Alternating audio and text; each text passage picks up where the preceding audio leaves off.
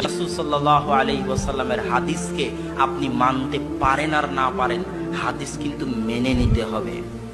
আপনি দাড়ি রাখতে পারেন আর না পারেন, দাড়ি রাখাকে মেনে নিতে হবে যে হ্যাঁ দাড়ি রাখা সুন্নাত।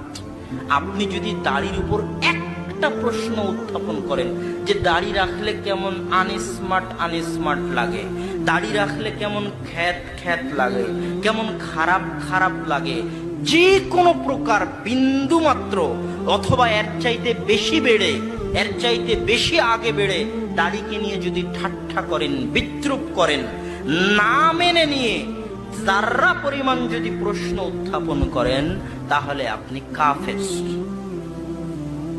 আমার চ্যালেঞ্জ থাকলো, আপনি কাফের। আপনার জানাজাও পড়া হবে না, আপনার কাফনও হবে না, আপনার দাফনও হবে না, মুসলমানের গোরস্থানে আপনার মাটিও হবে না।